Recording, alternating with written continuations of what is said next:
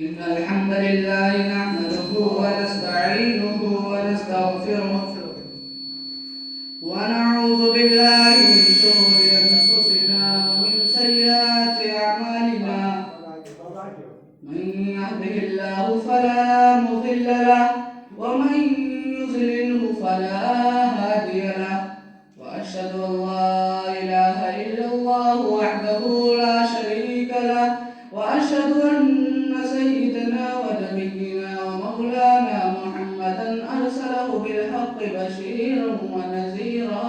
أما بعد فإن أصدق الحديث كتاب الله وخير الهدي هدي محمد صلى الله عليه وسلم وشر الأمور محدثاتها وكل محدثة بدعة وكل بدعة ضلالة وكل ضلالة في النار. فأعوذ بالله السميع العليم من الشيطان الرجيم. بسم الله الرحمن الرحيم.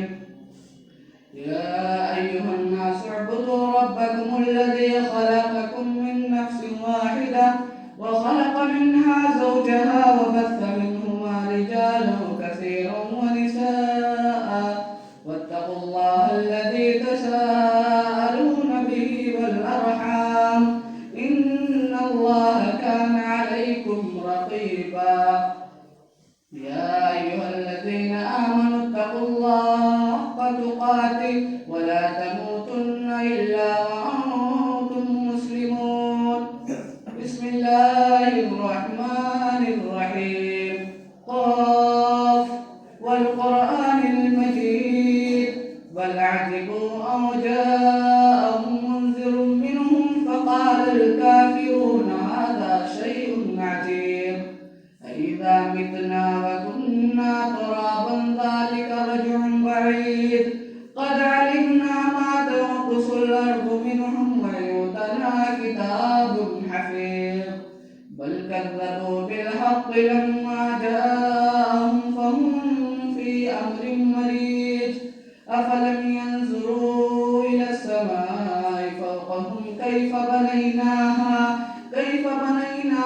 وزيناها وما لها من فروج والأرض مددناها وألقينا فيها رواسي فأنبتنا فيها من كل زوج بهيج تبصرة وذكرى لكل عبد منيب ونزلنا من السماء ماء مباركا فأنبتنا به جنات وحب الحصيد والنخل باسقات لها طلع نضيد رزقا للعباد وأحيينا به بلدة ميتا كذلك الخروج كذبت قبلهم قوم نوح وأصحاب الرس وثمود وعاد وفرعون وإخوان لوط وأصحاب الأيكة وقوم تبع كل كذب الرسل فحق وعيد.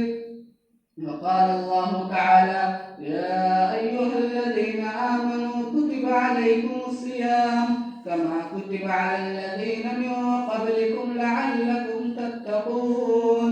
وقال النبي صلى الله عليه وسلم من صام رمضان إيمانا واحتسابا غفر له ما تقدم من ذنبه.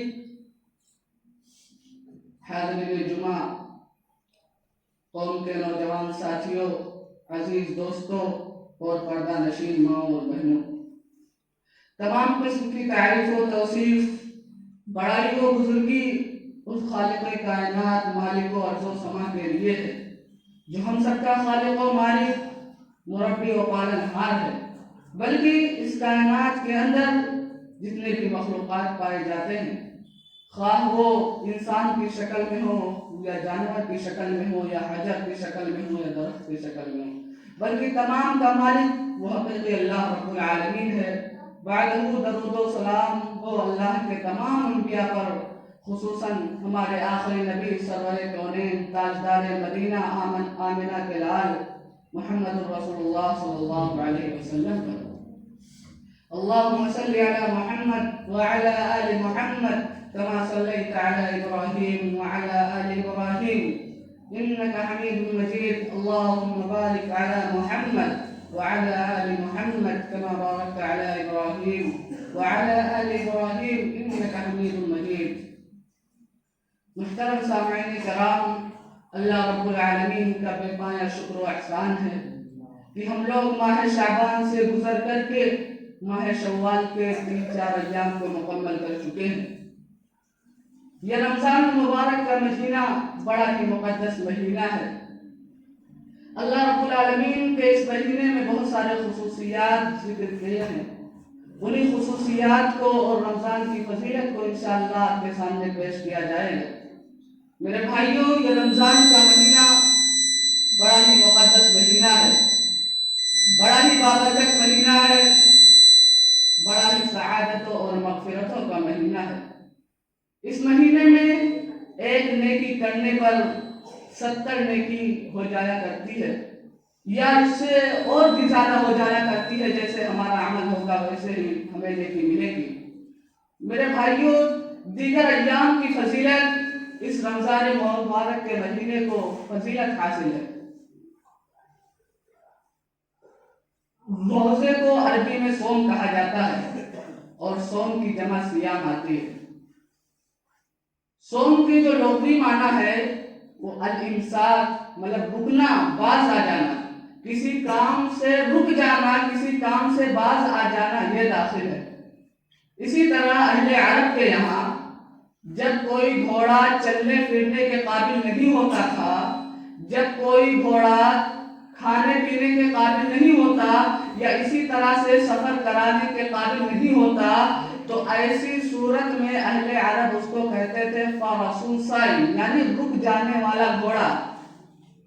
اسی طرح سے ان کے یہاں جب چھری چلتے چلتے کند ہو جایا کرتی تھی، جب چھری اپنا کام نہیں کر پاتی تھی، جب چھری چلتے چلتے کند ہو جایا کرتی تھی، تو ایسی صورت میں اہل عرب اس کو کہتے تھے الصائم من السکاکین، یعنی رک جانے والی چھری، کام نہ کر پانے والی چھری.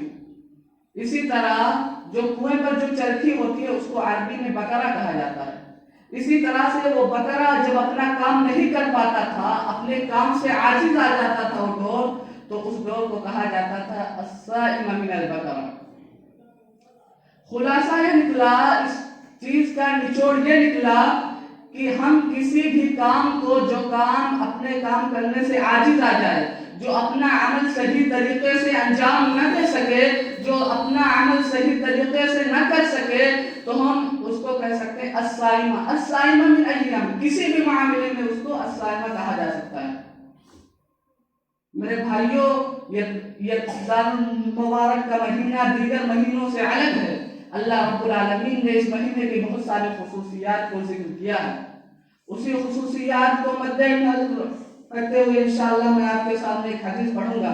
اللہ رب العالمین کے پیارے حبیب سرور کونین صلی اللہ علیہ وسلم نے فرمایا، اللہ کی طرف منسوب کرتے ہوئے کہ اللہ رب العالمین کہتا ہے الصوم لی، روزہ میرے لیے ہے، صوم میرے لیے ہے. کیوں؟ کیونکہ روزہ جو بندہ رکھتا ہے وہ خالص میرے لیے رکھتا ہے، مجھے خوش کرنے کے لیے رکھتا ہے، مجھے راضی کرنے کے لیے رکھتا ہے. اور آگے کہتے ہیں وَإِنَّمَا أَجْزِي بِهِ، اور اللہ کے نبی نے کہا میں ہی اس کا بدلہ دوں گا. اللہ کے نبی کہنا کہ اللہ رب العالمین کہہ رہا ہے کہ میں ہی اس کا بدلہ دوں گا. اور کہا کہ کیوں؟ کیونکہ بندہ جو اپنے کھانے کو، اپنے پینے کو چھوڑتا ہے، اپنے خواہشات نفسانی کو چھوڑتا ہے، وہ صرف اللہ رب العالمین کے لیے چھوڑتا ہے، صرف اللہ رب العالمین کو خوش کرنے کے لیے چھوڑتا ہے، اللہ رب العالمین کو راضی کرنے کے لیے چھوڑتا ہے. اسی لیے اللہ رب العالمین نے کہا یہ روزہ میرے لیے ہے اور میں ہی اس کا بدلہ دوں گا. اور آگے کہا الصوم جنہ، روزہ ڈھال ہے. ڈھال میدان جنگ میں قاتل کے وار سے بچنے کے لیے یا بالمقابل کے وار سے بچنے کے لیے جو چیز سپورٹ کرتی ہے اسے ڈھال کہا جاتا ہے. اور یہ مزید ہم کو سپورٹ کرتی ہے، اسی لیے اس کو ڈھال کہا گیا. تو ڈھال یہ کس سے؟ ڈھال یہ آفات سے ہے، یہ مصیبتوں سے ہے، یہ ہمارے گناہوں سے بچنے کا ڈھال ہے، یہ ہمارے اللہ رب العالمین کی معصیت سے بچنے کا ڈھال ہے، اللہ رب العالمین کی نافرمانی سے بچنے کا ڈھال ہے. جس طرح سے ڈھال یہ میدان جنگ میں قتل ہونے سے بچاتا ہے، اسی طرح سے روزہ ہمیں گناہ کرنے سے بچاتا ہے، ہمیں اللہ رب العالمین کی معصیت کرنے سے بچاتا ہے، ہمیں اللہ رب العالمین کی نافرمانی کرنے سے بچاتا ہے۔ اسی لیے کہا گیا الصوم جنہ، روزہ ڈھال ہے۔ اور پھر کہا گیا کہ روزے دار کو، روزہ رکھنے والے کو، صائم کو دو خوشیاں نصیب ہوتی ہے۔ ایک خوشی اس وقت جبکہ وہ افطار کرتا ہے۔ میرے بھائیوں آپ سوچیں ذرا، آپ افطار کرتے ہیں آپ کو خوشی نہیں ہوتی؟ ضرور ہوتی ہوگی۔ اور اسی طرح کہا گیا کہ ایک خوشی اس وقت حاصل ہوگی جب وہ اللہ رب العالمین سے ملاقات کرے گا۔ میرے بھائیوں ذرا یاد کرو، اگر ہم اللہ رب العالمین سے ملاقات کرتے ہوئے قیامت کے دن اگر ہم خوش ہوں گے تو پھر اس سمے ہمارا حال کیا ہوگا؟ اس ٹائم ہمارا حال کیا ہوگا؟ گویا کہ ہم جنتی ہوں گے، کیونکہ ہم اس سمے خوش ہوں گے۔ اس سمے کی کیفیت کو بیان کرتے ہوئے قرآن نے کہا ہے یوم یفر المرء من اخیہ وامہ وابیہ وصاحبتہ وبنیہ، قیامت کے دن ماں اپنے بیٹے سے بھاگے گی، باپ اپنے بیٹے سے بھاگے گا، ایک بیوی جو کہ بیوی دنیا کے اندر اس کی پارٹنر ہوتی ہے، وہ بیوی قیامت کے دن بھاگے گی، اس کے بچے قیامت کے دن اسے دیکھ کر بھاگے گا، اور وہ اپنے بچوں کو دیکھ کر کے قیامت کے دن بھاگے گا۔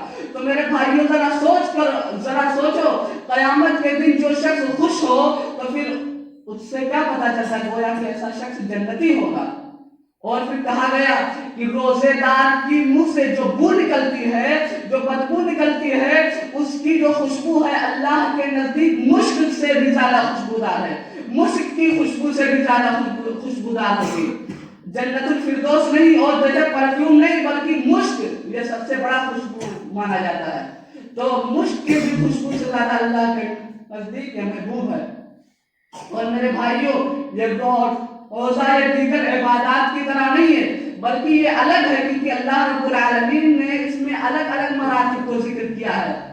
اور کہیں کہا گیا ان فی الجنت باب یقال له ریان، جنت کے اندر ایک ایسا باب ہے، جنت کے اندر ایک ایسا گیٹ ہے، جنت کے اندر ایک ایسا دروازہ ہے یقال له ریان، جس کو ریان کہا جاتا ہے، جس کو باب الریان کے نام سے جانا جاتا ہے۔ اس میں کون لوگ داخل ہوں گے؟ باب الریان میں کون لوگ داخل ہوں گے؟ کون لوگ اس دروازے سے جائیں گے؟ اس دروازے سے صرف روزے دار جائیں گے، صرف صوم رکھنے والے جائیں گے، صرف صائم جائیں گے۔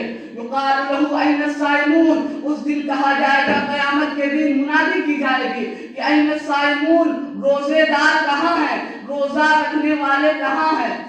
فلم يدخل منه احد غیرہ، پھر اس دروازے سے، اس گیٹ سے روزے داروں کے علاوہ کوئی بھی شخص داخل نہیں ہوگا، صرف اس گیٹ سے روزے دار ہی داخل ہوں گے، روزے داروں کے علاوہ کوئی بھی شخص اس گیٹ سے نہیں داخل ہوگا۔ فَإِذَا دَخَلُوهُ مُغْلِقًا، جب اہل صائم، اہل روزہ جب اس گیٹ سے داخل ہو جائیں گے تو اس دروازے کو بند کر دیا جائے گا، اس باب کو بند کر دیا جائے گا، اس گیٹ کو بند کر دیا جائے گا۔ فَلَمْ يَدْخُلْ مِنْهُ أَحَدٌ غَيْرُهُ، تو پھر اس دروازے سے کوئی دوسرا شخص نہیں داخل ہویا۔ گویا کہ اس حدیث سے اور صوم رکھنے والوں کی اہمیت کا اندازہ ہوگا کہ وہاں قیامت کے دن ان کو کیا کیا مرتبہ حاصل ہوگا۔ میرے بھائیوں بعض لوگ سوال کرتے ہیں کہ پورا رمضان روزہ تو رکھتے ہیں لیکن ان کی زندگی پر کوئی تبدیلی نہیں آتی، ان کی زندگی پر کوئی اثر نمایاں نہیں ہوتا۔ بعض لوگ پورے مہینے ہو جاتے ہیں مگر ان کے زندگی پر کوئی اثر نہیں ہوتا۔ تو میرے بھائیوں ان کا جواب یہ ہوگا کہ وہ لوگ روزے کی ظاہریت کو دیکھتے ہیں، اس کی معنویت سے غافل ہوتے ہیں، روزے کی ظاہریت پر عمل کرتے ہیں، روزے کی معنویت پر عمل نہیں کرتے۔ اور اسی حدیث کا جواب ایک حدیث کے اندر دیا گیا، من صام رمضان ایمانا واحتسابا غفر له ما تقدم من ذنبه، اللہ کے نبی کریم صلی اللہ علیہ وسلم نے فرمایا جس نے رمضان کے مہینے کے روزے رکھے، صوم رکھے دو شرطوں کے ساتھ تو اس کے گناہ معاف ہو جائیں گے۔ کون سے گناہ؟ اگلے گناہ نہیں بلکہ پچھلے گناہ معاف ہو جائیں گے۔ اور وہ دو شرط کیا ہے؟ پہلا ایمان۔ میرے بھائیوں غیر مسلم بھی روزہ رکھتے ہیں لیکن غیر مسلم کا روزہ قابل قبول نہیں ہوگا، क्योंकि उनके यहाँ ईमान नहीं पाया जाता। और किसी भी शर्त के लिए, किसी भी इबादत के लिए जरूरी है कि उसके अंदर ईमान पाया जाए, तौहीद पाई जाए। गोया कि तौहीद एक दायरा है, एक मकान है जिसके अंदर एक दायरा है, गोया कि उस दायरे के अंदर तमाम इबादत शामिल है। तो अगर आपके अंदर ईमान नहीं पाया जाएगा तो आपका रोजा काबिल कबूल नहीं होगा। और दूसरी जो बात है वो एहतिसाब। यहाँ पर एहतिसाब के दो माने हैं। पहला माना ये कि सिर्फ हम रोजा अल्लाह रब्बुल आलमीन को खुश करने के लिए रखें, अल्लाह रब्बुल आलमीन को राजी करने के लिए रखें। ये ना सोचे कि ये एक ज़ाब्ता है, किसी तरह से एक महीना गुजार दें और फिर उसके बाद में हम जैसे थे वैसे रहेंगे। बल्कि इसका मतलब ये है कि हम एक महीना नहीं बल्कि साल अल्लाह की इबादत करें, सिर्फ एक महीने इबादत न करें। और मेरे भाइयों, मैंने आपसे बयान किया था कि अल्लाह रब्बुल आलमीन ने कहा इन्नमल अस्सौमु ली, रोजा मेरे लिए है और मैं ही इसका बदला दूंगा। तो ये कैसे? क्योंकि ये इबादत तमाम इबादतों से अलग है। मिसाल के तौर पर हम नमाज पढ़ते हैं, लंबे लंबे, जैसे कोई शख्स नमाज पढ़ रहा है, कोई शख्स नमाज पढ़े, लंबे लंबे सजदे करे, लंबे लंबे क़याम करे, लंबे लंबे रुकू करे, तो शायद ये इसकी वजह से वो लोगों के ऊपर अपने मुत्तकी होने का, अपने पारसा होने का ठोस जमाना चाहता है। और वो इसकी वजह से ये बतलाना चाहता हो कि मैं बहुत मुत्तकी हूँ, मैं बहुत पारसा हूँ, लिहाजा उसके अंदर रिया पाई जा सकती है, नमाज के अंदर दिखावा पाया जा सकता है।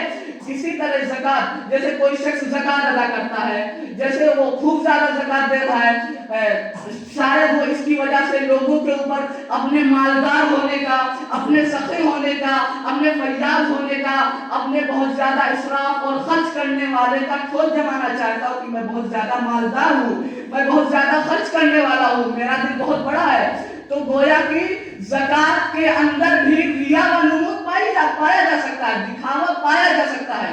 इसी तरह जैसे हज है, जैसे कोई शख्स हज करने जा रहा है तो शायद वो हज इसलिए करने जा रहा हो ताकि वो लोगों से इसके जरिए से अपने आप को हाजी खुलवाए, ताकि लोग उसको हाजी कहें। तो गोया कि उसमें भी दिखावा पाया जा सकता है, उसमें भी रिया व नुमूद पाया जा सकता है। लेकिन रोजा एक ऐसी इबादत है जिसके अंदर दिखावा नहीं पाया जा सकता, रिया व नुमूद नहीं पाया जा सकता।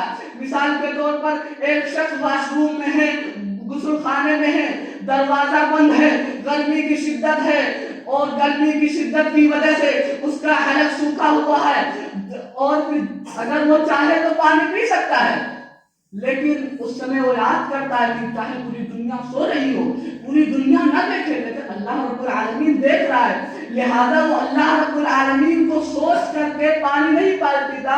गोया कि इस इबादत के अंदर दिखावा नहीं पाया जा सकता, रिया व नुमूद नहीं पाया जाता, बल्कि जैसे दूसरे इबादत हैं उनके अंदर रिया व नुमूद पाया जा सकता है। लेकिन रोजा एक ऐसा इबादत है जिसके अंदर रिया व नुमूद नहीं पाया जा सकता।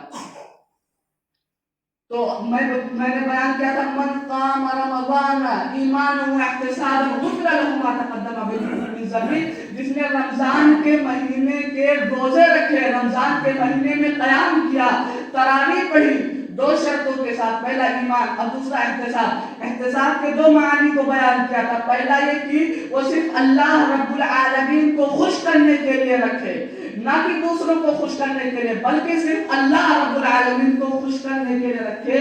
और दूसरा जो ये कि मतलब अपने अमली जिंदगी का मुहासबा करे, अपनी पिछली वाली जिंदगी का मुहासबा करे, अपनी किताबी जिंदगी के औलाद को पलटे, देखे उसका कौन सा पेज सफेद है, कौन सा पेज काला है।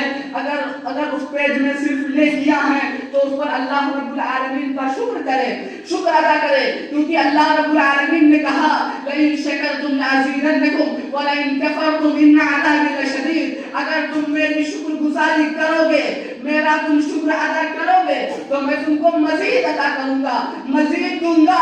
लेकिन अगर तुमने मेरी नाफरमानी की, मेरी नाशुक्री की, तो जान लो इन्न अज़ाबी लशदीद, मेरा अज़ाब बहुत सख्त है। फिर अल्लाह रब्बुल आलमीन का अज़ाब तुम्हारे ऊपर आ सकता है। लिहाजा अल्लाह रब्बुल आलमीन के जब हम अपनी किताबी जिंदगी के औलाद को पढ़ते, हम देखें कि हमारा जो पेज है उसमें میں نیکیاں بھری ہوئی ہیں تو ہم اس پر اللہ کا شکر ادا کریں. لیکن اگر دیکھیں ہمارا پیج کالا ہے, ہمارے پیج میں گناہ بھرے ہوئے ہیں, تو پھر ہم اللہ رب العالمین سے توبہ کریں, اللہ رب العالمین سے اپنے گناہوں کی مغفرت کریں اور اس پیج کو بھی وائٹ سفید کروائیں. اور روزے کی فرضیت سن 2 ہجری میں ہوئی جب اللہ کے نبی کریم صلی اللہ علیہ وسلم نے مکہ سے مدینہ کی طرف ہجرت کی. اس کے 17 یا 18 مہینے کے بعد فرض ہوا. اور اسی طرح سے جب تحویل قبلہ کا حکم آیا, مطلب قبلہ کو بدل دینے کا, پہلے جو مسلمانوں کا قبلہ تھا وہ بیت المقدس تھا, بیت المقدس تھا, لیکن بعد میں اللہ رب العالمین نے اس کو بدل کر کے خانہ کعبہ کر دیا. تو جو یہ تحویل قبلہ کا حکم تھا اس کے 2.5 یا 3 مہینے کے بعد یہ حکم نازل ہوا. تو اس کی جو فرضیت ہے قرآن سے بھی ثابت ہے, سنت سے بھی ثابت ہے. قرآن سے ثابت ہے, اس کی دلیل جیسے اللہ رب العالمین نے فرمایا یا ایھا الذین آمنوا کتب علیکم الصیام کما کتب علی الذین من قبلکم لعلکم تتقون. اے ایمان والو, اللہ رب العالمین نے اس آیت کریمہ کے اندر فرمایا اے ایمان والو تم پر روزے فرض کر دیے گئے, تم پر صوم فرض کر دیا گیا جیسا کہ تم سے پہلوں پر فرض کیا گیا تھا, جیسا کہ تم سے پہلے لوگوں پر, بنی اسرائیل پر, بنی داؤد علیہ السلام کی قوم پر, سلیمان علیہ السلام کی قوم پر, یعقوب علیہ السلام کی قوم پر, یوسف علیہ السلام کی قوم پر, یعنی حضرت ابراہیم علیہ السلام کی قوم پر, یعنی جتنی بھی قومیں گزری ان کے اوپر بھی روزہ فرض تھا, اگرچہ طریقہ الگ الگ تھا. تو اللہ رب العالمین نے کہا کہ کما کتب علی الذین من قبلکم, جیسا کہ تم سے پہلے پر فرض کیا گیا تھا. اور آگے اللہ رب العالمین علت بتا رہا ہے کیوں فرض کیا گیا, لعلکم تتقون, تاکہ تم متقی بن جاؤ, تاکہ تم تقوی گزار ہو جاؤ. تو آیت کے پہلے ٹکڑے سے یا ایھا الذین آمنوا, اے ایمان والو, یہاں اللہ رب العالمین نے اہل ایمان کو مخاطب کیا. گویا کہ اگر غیر مسلم روزہ رکھیں, مشرکین روزہ رکھیں تو ان کی طرف سے روزہ قابل قبول نہیں ہوگا. کیونکہ ان کے اندر ایمان کی شرط نہیں پائی جا رہی. اور آگے کا کتبہ الفریضہ, مطلب کتبہ اگر عربی میں آئے تو اس کا مطلب فرض ہو گیا, یعنی اے ایمان والو تم پر روزہ فرض کر دیا گیا ہے, واجب کر دیا گیا ہے, لازم کر دیا گیا ہے. اگر روزے کو چھوڑو گے بغیر شرعی عذر کے تو تم پر گناہ پڑے گا. تو اسی لیے کہا گیا کما کتبہ, اور پھر آگے کہا گیا کما کتبہ علی الذین من قبلکم, جیسا کہ تم سے پہلوں پر فرض کیا گیا تھا. اس آیت کے اس ٹکڑے سے ایک بات اور پتہ چلی کہ اللہ کے نبی کو کیسے پتا کہ آپ سے پہلے امتیوں پر بھی فرض کیا گیا تھا. حالانکہ اللہ کے نبی کسی یونیورسٹی میں نہیں گئے, کسی کالج میں نہیں گئے, کسی اسکول میں نہیں گئے, نہ تو مکے کے اندر کوئی لائبریری تھی, نہ تو مکے کے اندر کوئی بک ہال تھا, نہ تو مدینے کے اندر کوئی لائبریری تھی, نہ تو مدینے کے اندر کوئی بک ہال تھا. تو پھر اللہ کے نبی کو کیسے پتا چلا کہ مطلب پہلے کے لوگوں پر بھی فرض کر دیا گیا. اور حالانکہ اس پر کسی بھی لوگوں کا اختلاف نہیں ہے, نہ تو یہودیوں کا اختلاف, نہ تو عیسائیوں کا اختلاف, نہ تو جہمیوں کا اختلاف, نہ تو خوارج کا اختلاف. جتنے بھی لوگ آئے اس پر کسی کا اختلاف نہیں ہوا. گویا کہ اختلاف کا نہ ہونا یہ اس بات کی دلیل ہے کہ اللہ کا کلام کلام ربانی ہے, اللہ کا کلام سچا ہے, اور نبی کا فرمان جو ہے وہ بھی سچا ہے, اور اللہ کے نبی اللہ کے سچے رسول ہیں. تو کہا گیا کما کتب علی الذین من قبلکم, اور آگے علت بتا دی لعلکم تتقون, تاکہ تم متقی ہو جاؤ. اے میرے بھائیوں, اگر ہمارے اندر تقوی پیدا ہو گیا تو پھر ہمارے لیے اللہ رب العالمین بہت بڑا اجر تیار کر کے رکھا ہے. اللہ رب العالمین نے قرآن مجید میں فرمایا کہ بے شک میں نے جنت کو میں وارث بنا دوں گا, میں ورثے میں عطا کر دوں گا ان لوگوں کے لیے جو تقوی اختیار کرتے ہیں. وراثت کس کو ملتی ہے؟ جیسے باپ مر گیا بیٹے کو ملتی ہے. بیٹا کوئی کام نہیں کرتا ہے, کام کوئی اور کرتا ہے, وارث کوئی اور بنتا ہے. لہذا تو اس ٹکڑے سے یہ بات پتہ چلی کہ مطلب اللہ رب العالمین ہمارے اعمال کا اللہ رب العالمین ہمیں بدلہ نہیں دے رہا ہے, بلکہ اللہ کا کرم ہوگا، اللہ کی مہربانی ہوگی وہ ہمارے اوپر کہ وہ ہم کو جنت عطا کرے گا۔ اور ایک بار ابو ذر سے کہا، اللہ کے نبی کریم صلی اللہ علیہ وسلم سے، ابو ذر غفاری سے، یا ابا ذر اتق اللہ حیثما کنت وعد السیئۃ الحسنات تمحوها وخالق الناس بخلق حسن۔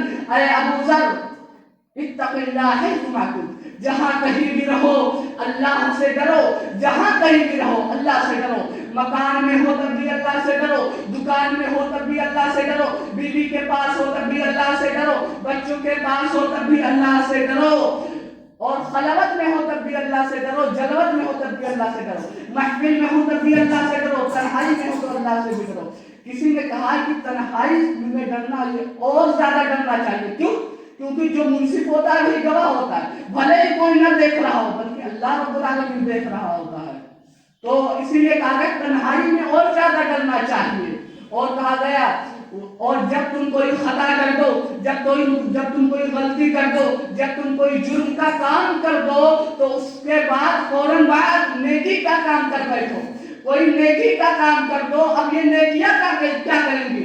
تم جو برائی کیا تھا، جو گناہ کیا تھا، جو جرم کیا تھا اس کو مٹا دیں گی۔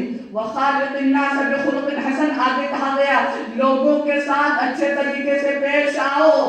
آج ہمارے سماج کا کیا حال ہے؟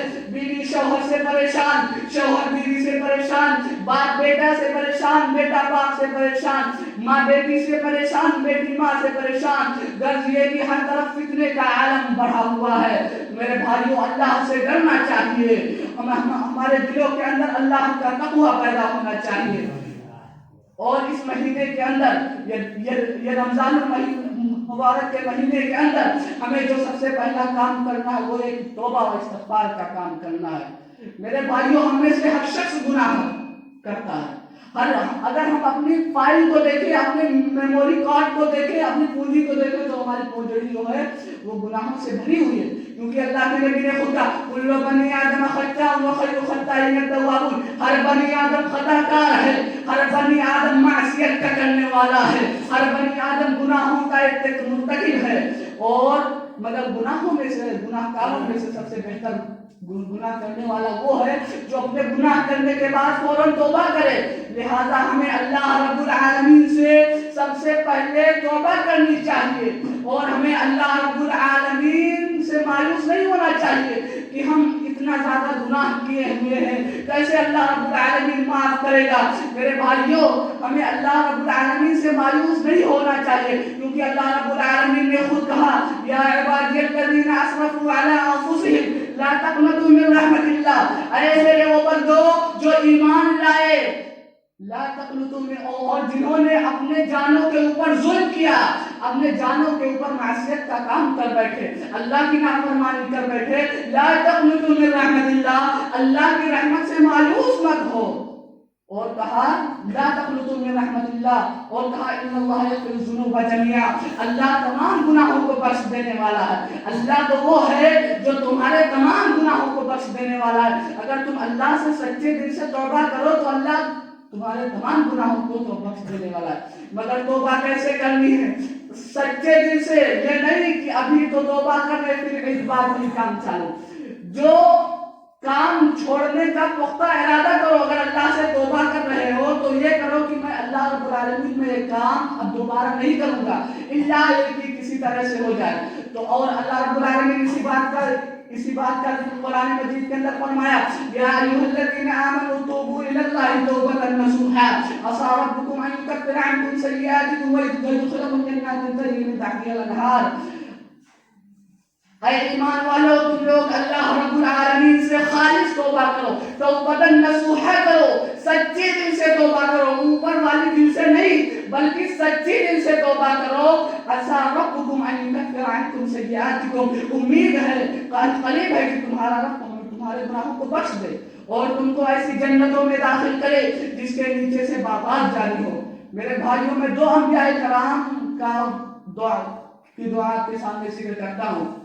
ایک بار حضرت آدم علیہ السلام نے جب اس پیڑ کا پھل کھا لیا تھا، جس پیڑ کے پھل کھانے سے اللہ رب العالمین نے منع فرمایا تھا، تو اس سمے حضرت آدم نے دعا کی تھی ربنا ظلمنا انفسنا وان لم تغفر لنا وترحمنا لنكونن من الخاسرین۔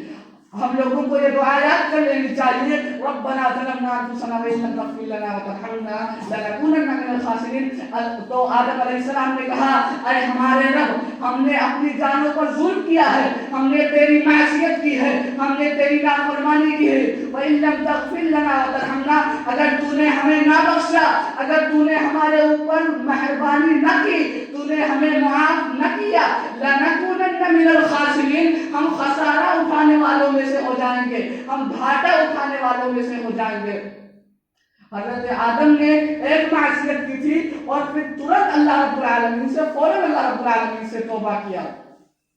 اسی طرح سے حضرت یوسف علیہ السلام کے سامنے جب ایک دور آتا ہے، ایک مدت آتی ہے کہ جب حضرت یوسف علیہ السلام کو دو چیزوں میں سے کسی ایک چیز کو چننا ہے، دو چیزوں میں سے کسی ایک چیز کو چوز کرنا ہے، یا تو وہ عزیز مصر کے ساتھ خیانت کر لیں، یا تو مصر کی بیوی کے ساتھ وہ جرم کا ارتکاب کر لیں، یا تو اپنا منہ کالا کر لیں، یا تو وہ بے قصور جیل میں چلے جائیں۔ حضرت یوسف علیہ السلام کہتے ہیں قال رب السجن احب الی مما يدعوننی الیہ والا تصرف عنی کیدہن اصب الیہن واکن من الجاہلین۔ یوسف علیہ السلام نے کہا اے میرے رب، السجن احب الی، جیل میرے نزدیک زیادہ محبوب ہے، میرے نزدیک زیادہ پسندیدہ اس چیز سے جس کی طرف یہ عزیز مصر اور مصر کی عورتیں جس چیز کی طرف مجھ کو بلا رہی ہیں، اس چیز سے بے قصور جیل میں چلے جانا وہ میرے نزدیک زیادہ بہتر ہے۔ وَإِلَّا تَصْرِفْ عَنِّي كَيْدَهُنَّ أَصْبُ إِلَيْهِنَّ، اور یوسف علیہ السلام نے کہا اگر اے اللہ رب العالمین، اگر تو ان سے ان کے مکر و فریب کو ناکام نہیں کیا، اصبو الیہن، تو میں ان کی طرف مائل ہو جاؤں گا، واکن من الجاہلین، اور میں جاہلوں میں سے ہو جاؤں گا۔ لہذا یہاں بھی حضرت یوسف علیہ السلام نے بے قصور جیل میں چلے جانا گوارا کر لیا۔ وقت ختم ہو چکا ہے، انشاءاللہ اگلے خطبہ جمعہ میں بات ہوگی۔ اللہ رب العالمین سے دعا ہے کہ اللہ رب العالمین اس رمضان مبارک کے مہینے کی برکات کو ہمیں عطا فرما، آمین۔ آخر دعوانا الحمد لله رب العالمين، بارك الله لنا ولكم في القرآن العظيم ونفعني وإياكم بالآيات والذكر الحكيم، إنه تعالى